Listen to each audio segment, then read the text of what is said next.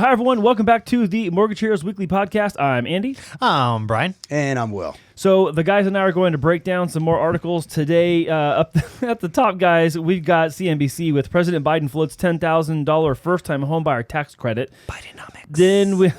I guess that's probably going to get tucked under the umbrella of Bidenomics. Then we got housing market update, listing surge coming in from Redfin. And then homebuyers need to earn more to afford a home in 2024. Duh. Dang. CNBC. But there's some interesting talking points there. And then from one of my favorite places, guys, CoreLogic, data and nerd stuff. We got the U.S. home price insights came out. And there's some interesting graphs. And we're going to talk about it because there's some interesting data that actually shows that things are going in the favor of more price increases. Yeah. Well, All right. let's talk about it. Let's talk about it. Let's go. Okay, guys. First article up. Biden proposes $10,000 tax breaks for first-time home buyers and starter home sellers. The president has proposed a mortgage relief credit of $5,000 per year for 2 years for middle-class first-time home buyers, calling for a 1-year credit of up to $10,000 for middle-class families who sell their starter homes to another owner-occupant. Key definition there, owner-occupant, That's right. not to an investor. And there's some mixed opinions on whether the policy will help the housing affordability issues. I don't think it will help affordability at all, and it doesn't help qualification. I do think it helps popularity, and I do think it might help temporarily, but that's only if the people take those credits and apply it towards some other part of their budget they need to spend on. Hey, you know, Andy, I like the way they call it. Why don't they call it what it is, a tax relief credit, right? Instead, they kind of call it a mortgage relief.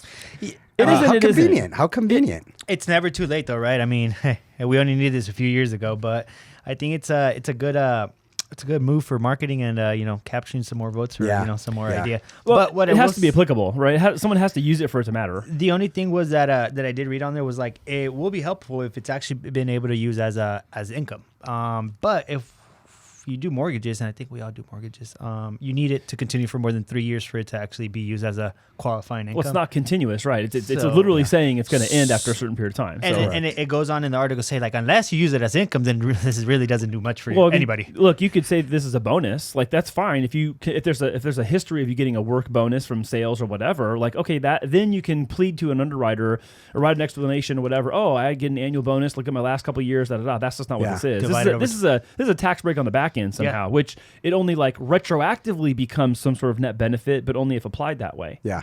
Well, the way they're looking at it, and this is something the White House says is giving this tax credit is equivalent to lowering your mortgage interest rate by 1.5%. You know, it's like, well, it's $10,000, 1.5% on your purchase price is.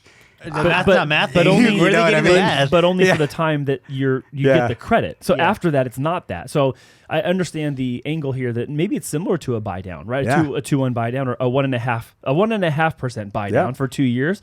That's fine. What do you do after that, right? You do what we've been talking about. Well, hopefully by the time you are into the house fully, you're making more money and you've managed expenses, et cetera, et cetera. Like, that's fine. But again, this doesn't address the core issue that we're having with people, which is affordability. It doesn't. But again, this is the purpose of that, right? Like, the purpose is let's help them, for equivalent to helping them by 1.5, and then how do we get more people into their homes? So they're hoping with this tax relief, it's going to help 3.5 million families purchase their first home over the next 2 years. We'll see. Well, okay, especially with the shortage crisis that we've been seeing. It's just, I'm not sure how that's going to happen. I think that's how many people it can be applicable to. There's not even that much inventory. Exactly. That's not even going to be the case. So I guess the question I'm curious and wondering you guys, like, do you think people are going to do this? Well, if it not passes, if it doesn't benefit them in what way? If it goes through, pretty much everybody's going to get it that are first-time home buyers, right? Or they also are passing on to sellers who sold their starter home or first home. It has to be based on the medium county limit. Yeah. So if it doesn't fall in there, then you're SOL. Yeah. So here's the thing. I guess I'd say, like, I understand why it's being done on the political side. I do think that there could be a benefit if people actually can use this in an appropriate way towards recapturing some money on the tax side, because again, this is a tax credit only to offset any tax you might already owe. So there's that. Assuming you don't owe anything, then you'll receive the full tax credit. If you owe something, it's just going to reduce the amount that you owe. So I don't know what kind of net tangible benefit there might be for that. And the claim in this that as inflation comes down, then mortgage rates will too. look, we are chasing inflation. We're not in control of it. Yeah. We chase inflation, not control it. Exactly. And the idea is that, the Fed can control inflation. They're not controlling inflation. Well, here's the other thing. Besides the inflation, this is also a refundable credit. Yes, I know. Right. So they have to pay it back? Yes, they have to pay it back. If you consider this, so if you move out of the first year, right, and you consider it not your primary home, you move out of that home, it's no longer your primary home. Catch-22. Exactly. You're only good for 0.25% of that. Right. So if you move out in year 2, you're going to have to pay 75% back of that tax credit. It's a clawback. Yeah, exactly. So the whole idea is that you keep this property as your primary residence for 4 consecutive years. Yeah. I just feel like these in the back end credits don't really help anything in the front end when we know that the biggest issue right now is inventory and income. So if you're not going to put more houses out there or, alleviate the things for builders to be able to, build freely, then this really honestly just kind of is just a mild symptom. Exactly. Well, that's Biden's goal. Biden's goal is, and he says, build and renovate 2 million homes. Yeah. It will help increase supply. It will decrease rent prices, which we've been seeing is pretty freaking crazy. Yeah. And then it's also going to supposedly increase affordability because there'll be more supply, right? But that's kind of supposedly, but affordability is connected to the market more like the 10-year yield versus a tax credit. Yeah. Because again, you're still only talking about this segment of people.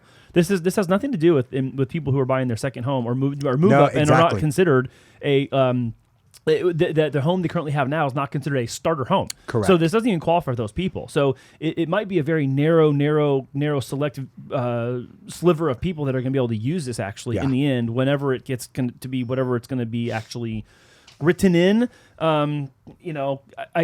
It would be awesome if there was I don't want to say down payment assistance, but if there was something more connected to the process of the purchase of the home itself that met the same definition of these people. Yeah. So if it is you're a first time home buyer, okay, cool, then this is how we can help you get into a home. This is a retroactive thing that you still do all the heavy lifting on the front end to qualify for. But later on you'll get it. Yeah. Well, hopefully Congress sees it the way you see it, Andy, right? Well, yeah, because it still hasn't passed. It's there, and here's the thing: they didn't call it a tax relief because then that's going to cause an argument with Congress, right? Well, everything is. How can we make it a better discussion? We'll call it a mortgage relief. Like here, let's ease up to what it is. So when they give out those stimulus, right? I feel like they should do something that in the front end, like, hey, we're going to permanently buy your rate down, giving you this amount of credit, right? Oh wow, that actually helps. You're actually saving me money in the front end. I don't care if I got that 7% rate and I get a $10,000 credit in the back end at the end of the year. I still paid that money. Yeah. Hello. Yeah, and I think that part of this is going to go along party lines. Like people who are who are with the president are going to go, yeah, this is great. People who are against him go, oh, this sucks anyways. Yeah. I think just when you scrape away that layer and you really talk about the mechanics of the financing of this, it could help some people. Like I'll admit, I don't know that on its face value it's of great value. Yeah. It is of some value. Well, I'll admit that. The last time we saw that was back when Obama did I want to say it was a $8,000. Yeah, the home buyer tax credit. And I was curious to ask, but I was in the industry back then, or of course not. I was graduating high school. Too. Yeah. How did it work? Was it in the back end or did you get it up front? No, it's up front. Oh, okay. Yeah. See, that helps out. Like no. How could that? No, it was a home buyer tax credit. It was a tax credit just like this. I'm sorry. So you bought the house, you still forked out the money, and then in the back end, when you filed your taxes. In your taxes, exactly. Yeah. Exactly. So, there's other issues that are plaguing us. I mean, when we know this because we see the premiums, especially here for California, when it comes to coverage and for insurance, where it used to be, let's say $60 a month, $80 a month for property and casualty insurance, and now it's $200, $300 a month. Like there's like a 4x, 5x cost increase. This doesn't offset those issues, especially for people in California. And I'm not necessarily saying this is going to help people in California because it still comes down to your income. Oh my God! Your debt to income, money down, all that kind of thing, and then still competing to get. Well, the good thing is we have another article that's going to cover that. It's pretty wild. We do. It's pretty wild. Hey, but there are some exceptions. Okay, so the only way you could avoid not paying this tax credit is if you go through a divorce. Okay. Circumstantially, yes. Yeah, circumstantially, yeah. If there was a death, divorce, And then the other thing is if you are military, which we represent lots of military, and they get work orders, PCS somewhere else, then they're exempt from that. Triple D, death, divorce, deployment. Oh, there you go, the triple Ds. Yeah. So I mean, that's good to know. You know, there is a way out. There's kind of like this floating idea that this may help ease up inventory. I don't know that I see that. No. It might, let's say, coax some people to take action. Yeah. It may or may not. I mean, you're still talking about people having to make the decision of whether or not they're going to step into homeownership at the current market temperature and be able to hold on to it for that duration without having any problems unforeseen. Yeah. So again, like I hope this works for people because again, for us as a business, that we always want the people to be able to get into homes. Yeah. So I mean, I kind of don't care what it looks like. If this helps people in the back end, so be it. That's wonderful. Yeah. Exactly. Fantastic. If it doesn't and it flops, well, then you're going to pay the price. and here's a good thing for people. There's no approval process. That's the other thing, right? When you file your taxes, there is like no approval. Like here it is. It's strenuous. It's just automatic. Yeah.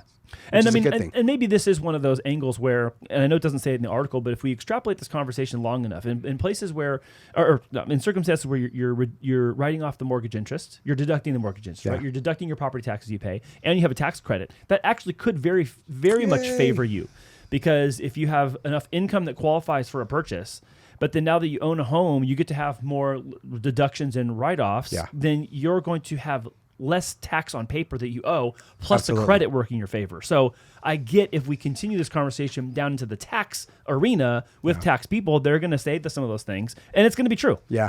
I mean, here we are, guys. Again, how convenient, right? Yeah. We have election time. Like, this is another way. How do I look like a hero? When Brian said earlier, why couldn't we done this earlier? Oh, it's the same way. Strategic plays. It's the same way every administration. Like, you know, there's always something during the cycle where they go, okay, how do we appease people? Number one. And I remember, I don't know if you guys recall or not, but we talked about how every administration wants to see an increase of the percentage of home ownership.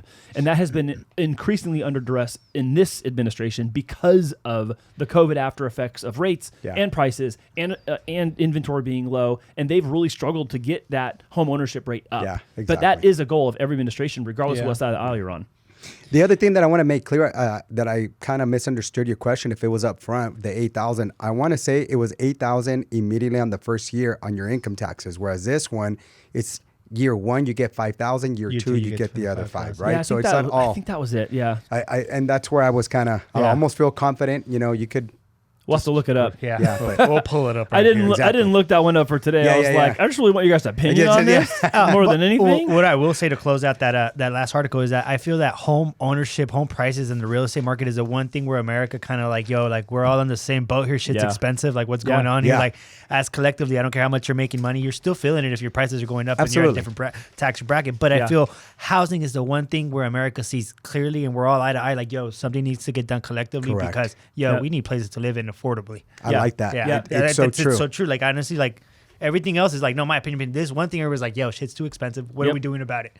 Accessible housing. Where's the solution? Better prices. And honestly, the way everything's looking right now, it's looking like home prices are going to surge. They're going to go higher. What? We're starting to see people. I mean, we put an offer in on a client, okay? And mind you, I have an excellent borrower, 789 mid credit score, going in there with 30% down.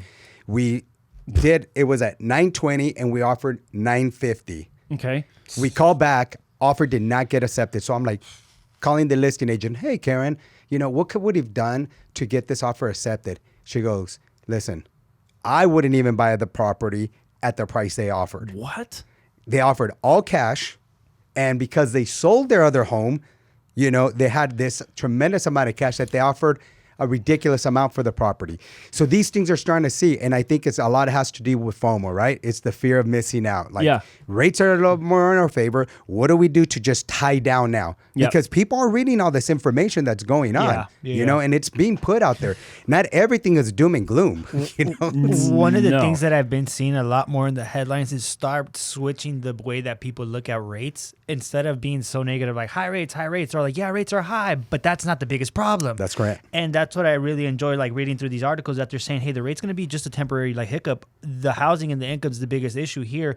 But what I'm starting to see is that, hey, 13% new listings were up.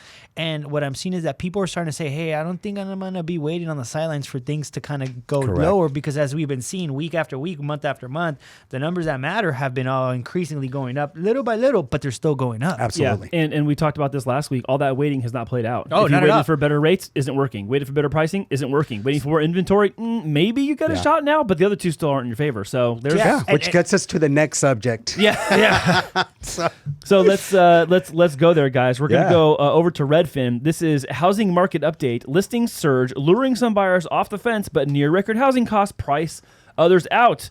The U.S. median monthly housing payment was $2,686 during the 4 weeks ending March 10th, just $30 shy of the October's all-time high, which back in October was extremely expensive on all fronts for housing, and that prices increased in all 50 of the most populous U.S. metros, and that's the first time it's happened since July of 2022, a good year and a half ago. So guess what? Listings are surging and prices are not going really anywhere. Guess what? So new listings up 13%, guys. It's so true. That is the biggest annual increase in nearly 3 years, and the total number of homes for sales up 3%, the biggest increase in 9 months. I mean, that's not a lot to say when last year, I mean, it's hard to compare when last year was a rough year. Oh, yeah. Right? True. But still, it's been higher. And the data continues to state that we're going to be expecting more sellers to be in the market. And one of the things that last year taught me was to be a lot more data-driven rather than emotionally driven, because the data is going to really tell you the truth, whether you like it or not. You can feel whatever you feel, but the market's going to go and do what it needs to do. Yeah. One of the things that I did want to make clear was, like, as rates do start to decline and inventory increases, obviously the demand's going to go up higher. And with so much built-in demand right now, with the stimulus, with the proposal for Biden in the talks, California's Dream for All program, like that, if there's no more demand coming into the hottest years of the market built up, then I don't know, because it's going to get even more competitive as the months come. So ask yourself, are you going to take a higher rate at a lower purchase price or a lower rate at a higher purchase price? And you could do the math. And you. I'm glad that you brought that drink program, because when they first launched it in the year, it was a mess. They brought like $350,000. The money was gone in 11 days. They brought back the following year. That was 2022, right? Yeah. And then in 23, they brought it back.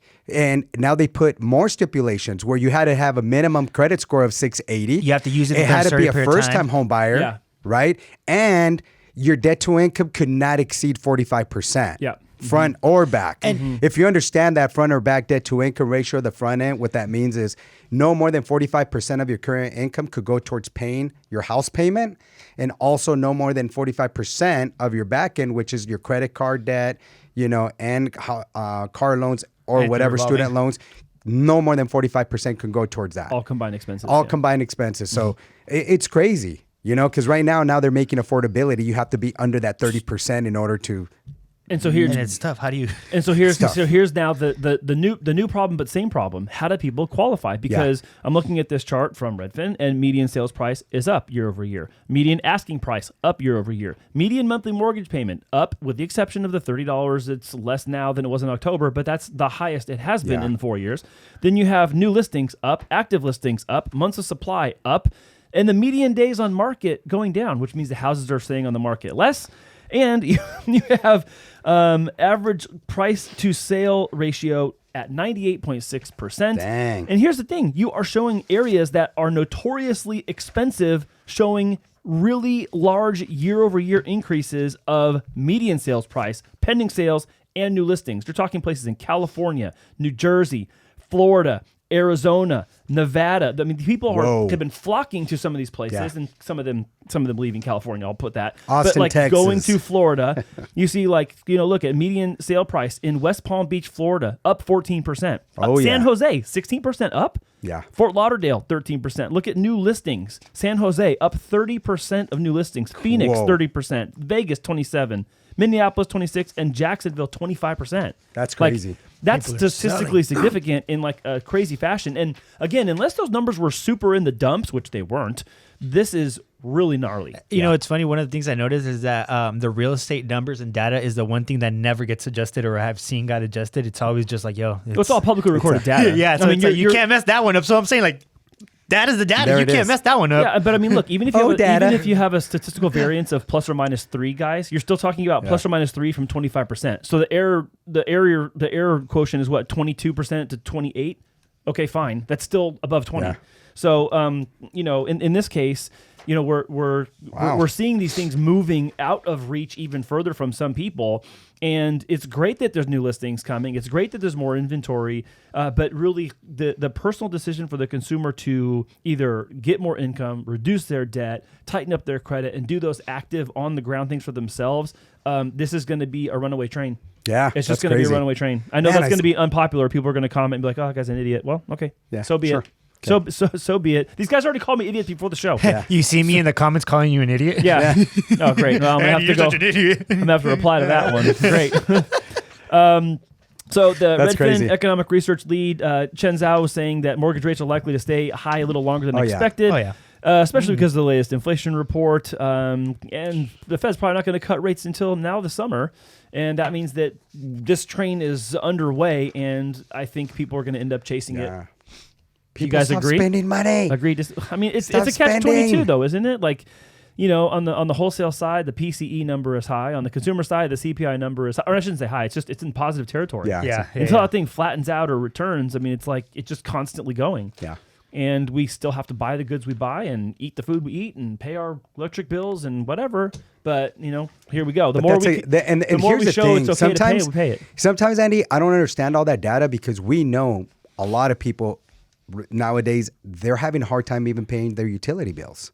Yeah. We're seeing an increase in that. Yeah. So it's like sometimes I feel like some data is kind of skewed. It's not really out there being truly given to us. Like the average American, you ask them, hey, how are you really doing? I guarantee you that most of them are going to be like, yo, I'm either struggling, I'm barely getting by, or things are a lot different than they were a couple years ago. Someone was, and even if you're if you're making more, like there's still like you're still feeling the price differences. We're starting to see big companies, big corporations where they're closing certain departments. They're letting it go. Like it's what are these? And these are multi-billion-dollar companies. And if they're shutting down certain departments because there's a reason. Well, you guys may or may not have noticed this. Just within a 3-mile vicinity of our, let's say 5-mile vicinity, there were 4 Chase banks. Now there's 2. Oh, yeah. There's 2, and there's 1 in Bonita. So out of those, out of the 5 that were here, I did not notice. 2 have been closed. The one up in East. So the one over off Olympic Parkway by the Walmart, that one is closed, and the one over in Bonita Point Plaza, that one was closed. And so they have the one down in Bonita. They have the one on Telegraph, and they have the one right here in East Lake by the Jamba Juice. Gotcha. Those are your 3 Chases left in the 5 miles of the 5 that were there. That's just one local example, but I mean, you see pharmacies that have been closed. I mean, there's changes. There are for sure changes. And I think on the consumer side, yes, I know that people are struggling to pay their bills. And some commentator recently just did like a montage of like social media posts where people are like literally on their camera just crying like, I can't buy my normal food, and I buy regular off the shelf food like cereal and milk and eggs, and like I'm not talking about going to get $100 steak. I'm talking about I need the staples at my house. And I'm still not able to make it, and I got 2 jobs, and so I saw this like montage of all this. I'm like, okay, wow, that says something. I mean, it's crazy because today normally you don't pay attention to anything; you just go in there and charge it, right? So I went to go have a torta today. Yeah, because we're in the older part of Chula Vista, dropping off Ashton's car, you know, to get alignment and stuff. So I'm like, I'm craving a torta. Let's go, Tanya. So we go. And right there on Broadway? Yeah, right there on Broadway. So we get 2 tortas, right? And if you guys don't know what it is, Google it. They're so good here, especially here. Great, but make sure you get the right tortas, not the... I mean, it's like, so we get the tortas, and then we get we get a drink, right? And it's like medium, large, or whatever. I got large because it's cucumber water. It's so good, right? If I had vodka in there, I'd spike that up. It'll be good. But anyhow, I look at the freaking bill. It was $32. Yes. Oh yes, it was $32.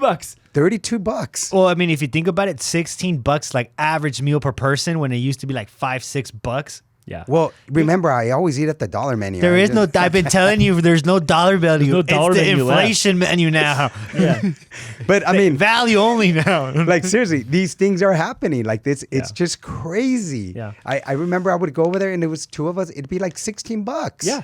Yeah. Like for two. Even just a couple of years ago, it was like that. We're not talking 20 years ago. It was like 5 and change. We're like, old, but it wasn't that long ago. Even that event we were at, the guy said, he's like, I came up with $19 at that time. Oh, yeah. And he was like, we're all excited. We're all happy. And I'm like, right now, bro, $19, bro. No. Lunch Like, for one. Like instead of going to the store and buying food, right? He said, I'm going to go buy a freaking I bought this. I'm on doing the math on my bro. And the two things that you just said, my $20 are gone right now. And he had enough for ice cream. At the end, he's like, and we're going through a hard time, and I got myself ice cream because, who doesn't need ice cream? I'm like, that's crazy.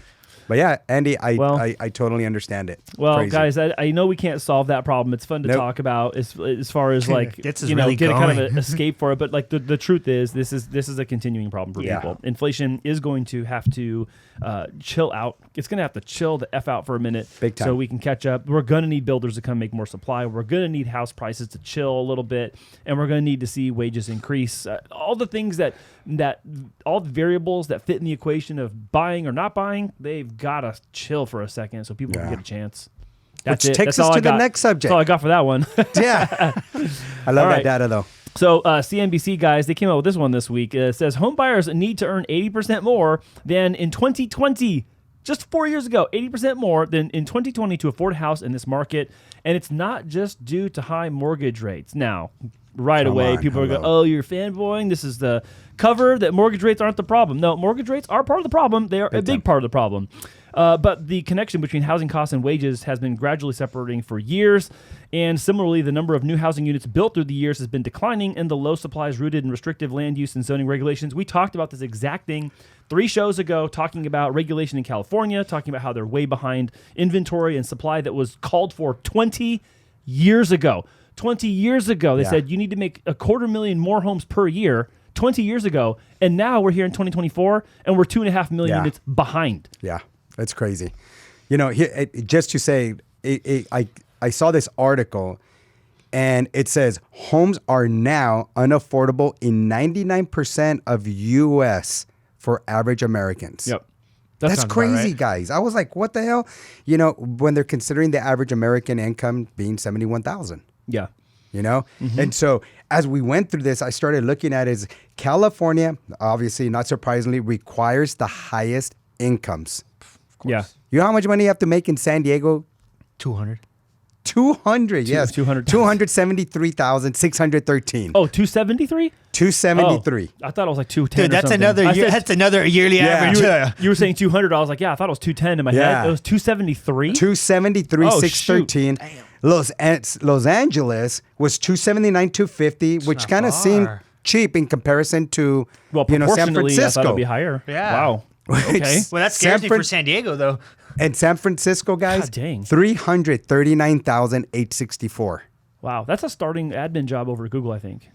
Oh, wait. I don't know. That's nuts. I have no idea. If any of you watching are at Google and you're a starting admin, let me know what your salary is in the comments. Okay.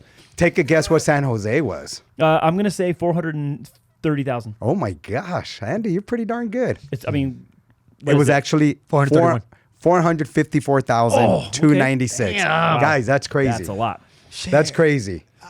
Well, I mean, how? How do you Exactly. like? I'm trying to like. Yeah, exactly. Again, considering affordability to be that 30% is what they are really looking for. You know? And here's the thing that I think is difficult about like averages when you look at this type of article and we talk about this specific topic is, they're going to cite that the average home buyer or the potential home buyer needs to make around $106,000 a year to afford a typical home. But a typical home is not in San Jose or San Francisco or LA or San Diego right now. It's going to be somewhere else where it's closer to that median price, that median sales price. I think what's median sales price right now? $389 or something like that. Median nation. Whatever. I thought it was 4 and change. It might be 4 and change. I don't know. Yeah, I thought it was like 425 and change. Well, but the point being that the median is going to need to be closer to median than it is in these ultra high cost areas. So the amount 106,000 is a lot of money still in a lot of the country. Let's not displace that. Let's not dismiss that.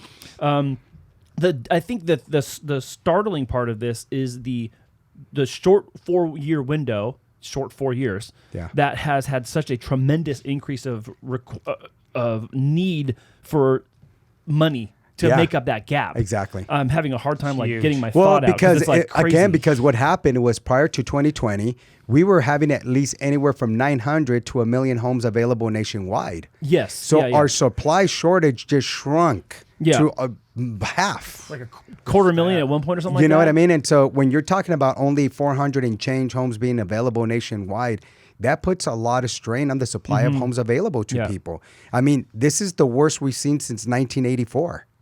So affordability is crazy. It's off the chain. So you have supply that's part of the problem, and part of the supply issue then down one more step is that builders building new houses, and that's hard to do. The referencing here zoning regulations and land use restrictions. Both of those are true. A couple shows ago we talked about just east of us there's a 1,300 acre piece of land that was purchased to conserve rather than to develop, and that then now moves everyone who needs to develop in San Diego to a different part of town potentially, and with no solution to bring more housing online to that volume anytime in the near future. So I really enjoyed this part of the I say enjoyed. It was smart. If we have a supply problem, we really have to have a supply solution. We just do. We have to have a supply solution at some point. And I'm not a builder. We're not builders. No. I would just love to talk to a builder and find out how are they making their choices now. We need to get a builder in versus just 4 years ago or even 10 years ago. Like what has changed? I know some of the landscape that's changed, but what has changed in the decision-making process at the board table, whether you're going to develop and build in places or not? Again, Andy, why? Why would you do that as a developer, right? You're going to kind of plead the fifth of, I'm doing my best of building so much, even though they are getting good tax credits, et cetera. But it's just they're pretty much controlling the market when it comes to that. They don't want to just overbuild and then see that sink prices. Yeah, their prices are shrinking. Well, their profits are shrinking. I don't know that. I mean, I understand that that's one angle of it. The other part is like just the cost to even put it up is a lot higher. Yeah. So just your operational cost to have a product on the market is a lot higher, which then means the price has to be higher. But again, if there's no buyers for that, then yes, you're 100% risking that your margin gets squeezed out by the market because of too much saturation. Yeah. I get that. It's as simple as they put right here. More supply helps keep prices down. Yeah. There it is. So to me, it seems like they're doing it backwards. I just feel like if you incentivize the builders, the demand for the buying is already there. So why don't you help them the most so that they could bring out as much inventory as possible and stop giving away credits where, it might or might not benefit them in the front end or back end. But at the same time, the builders are the ones that are going to bring out more inventory. So why don't we help them if we know there's all these obstacles? Always comes down to one thing. Inventory. Yeah. And we have the solutions. We just always like to talk about the problems and drag it along until hopefully someone says, hey, no more of that. But I feel like the solution's there. Yeah. Build. Of course. Yeah, they have to be willing participants. I don't know how willing that's going to be. It's obvious that the answer is more inventory. Obviously, is the government going to get into construction? I don't know. I mean, we've talked about that too, where it's like local municipalities will kick in and do certain things too. But it's like, they have to be willing. I think it's going to have a lot to do with the migration of populations and where they're growing in surging areas of population growth that need more housing. And then where are there job opportunities for people that are going to be making enough to buy homes in those areas? Yeah. So I think that's going to be the future answer on the table. Okay. And that's what's gonna drive it. So. All right. I don't know, guys. Let's get more homes on the market. There you go. I know. I feel all I'm working on it. I got a few ADUs going on. Yeah. Well, I mean, the article even said smaller attached homes is going to be the way to go. When there's a big old fire and you see somebody with a little bucket, boom, throw it in there. That's me. I'm watering it down. All right, guys, let's close out with the one of my favorite places, CoreLogic. This is the U.S. Home Price Insights published in March of 2024, but I need to qualify. This is the information and data up through January of 2024. Yeah. So to what the January finishes, February they do their work, March they release their report. So we are looking at the year-over-year information from January of 2023 to January of 2024, and then forecasting January 2024 into January of 2025. So what we see here is that the current year-over-year change is 5.8% in home price appreciation, not depreciation. Yeah. And the forecast for next year is 2.6. Still positive. Not a flat line, not a negative. It's still a positive number. And this is coming from CoreLogic. Probably them and Altos Research are the most reputable data companies when it comes to this type of conversation. Yeah. Yeah. Now what? Right. Now what? What do we do? What do we do? You're like, all right, that's it. In the show. Talk to you later. Yeah, great numbers. No, okay. Let me talk. I'll talk a little bit about this because nationally, you see again, this is that law of averages. 5.8% means one thing one place, Correct. and it means something somewhere else. Absolutely. Because a couple articles ago, we could talk about a place that has a 13% appreciation, someone that's got 2 or 0 or -3 in some areas. That's true. The negative numbers and the positive numbers are making this middle number 5.8 still being positive, which means still being pulled in that positive territory. The states with the highest increases year over year were Rhode Island at 13.2%, New Jersey 11.6%, and Connecticut 11%. Dang. And what's crazy about all three of those is that they are higher than 10%. Yes. And none of them were Florida or Texas, where people are migrating in droves. Yeah. So that was interesting to me. Well, we got to see how many people are actually moving into these cities because usually that's what happens. The tendency is when people are moving, flocking into that type of city right there, that's where you have the tendency of appreciation being at that 10, 11%, which is, I mean, it's phenomenal. It's like putting your money into stock, right? And knowing that they're gonna make that much on it, which is awesome. We had some people comment like, "Did he just call a house an investment last week?" We're like, "Yeah, a house is an investment. Like last time I checked, you can't sleep inside your 401k. Yeah, you can't." Yeah, thank you. It's Addy. okay. I didn't see that. I need to get in there. Yeah, I'm coming. Some people. The comments are wild. I love that. I love it too. It's all fun and games. So I get in there. It's entertaining. It's entertaining to me. Yeah, you can't live inside your life policy.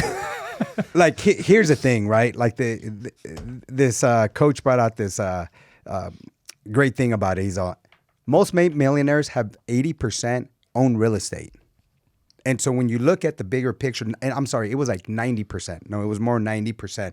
So when you're looking at this whole graph here, you're talking about if you look from here this way, that's your 90% of people who are multimillionaires through real estate and have real estate. That other 10% is from this way. Yeah. Stocks, baseball players, athletes, etc. Yeah, I mean, there's business owners that make a lot of their wealth that way. But again, a lot of times business and real estate go hand in hand. I mean, look, we have our office that we own. Yeah. We don't rent this place here. So again, that's business and real estate hand in hand together. And our business an investment. is real estate. And that's an investment. That's an investment. There's some people that don't say it's an investment. Listen, that's fine. I say 100%. That's fine. One of the things that, a lot of people think like, oh, I invest in real estate. Yeah, I'm a landlord. But, like we heard the other day, it was like you can buy real estate and have other people do business through it. Yeah. Like Ray Kroc. He wasn't in the burger business. He was in the real estate business. Oh, yeah. McDonald's just did business on his real estate. So real estate is not just, hey, I'm going to buy a house, rent it out, buy a house, flip it, buy a house, wholesale it. There's so many different avenues that come with the real estate investment world that you can diversify yourself in so many different ways. I'm glad you brought that point out. There's so many different ways. And I hope that somebody listens to that and says like, oh, they're not just pushing me to buy a house. Go invest. If anything, I am pushing you to invest, not to buy, to invest.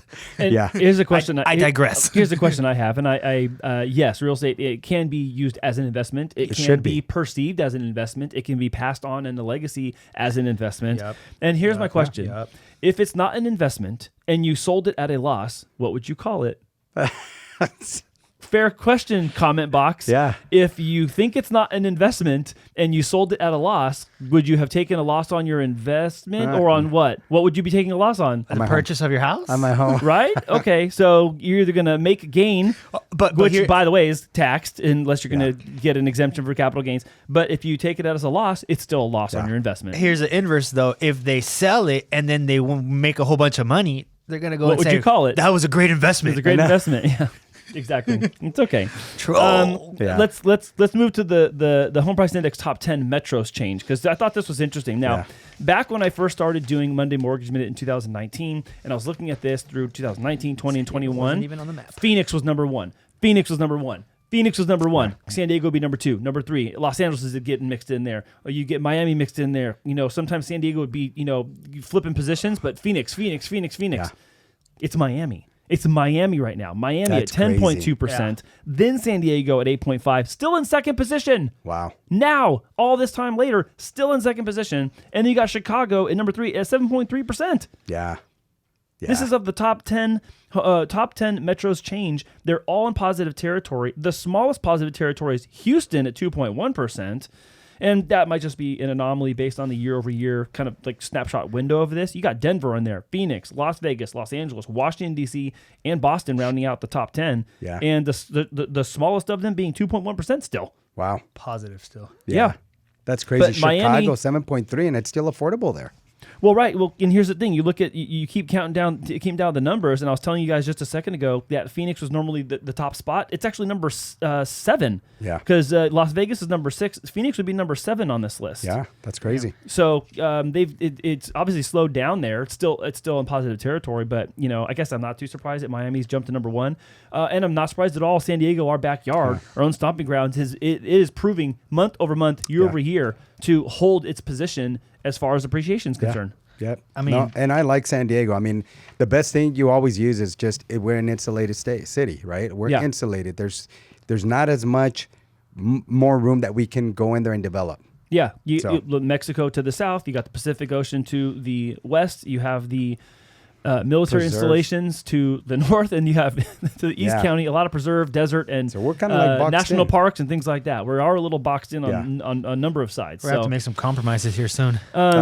Last thing on this article, guys, there are some markets that I guess they're putting kind of on the watch list. I guess I'm a little bit surprised that some of them, the Florida ones, are on there, because I know so many people moved to Florida in the last couple of years.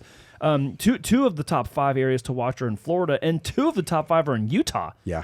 So I don't know much about Utah, admittedly, but the Florida ones, I thought the Florida ones were interesting because with so many people migrating over to Florida, I actually didn't think that they would be on a risk of a home price decline list at all in the top 5 or even the top 10.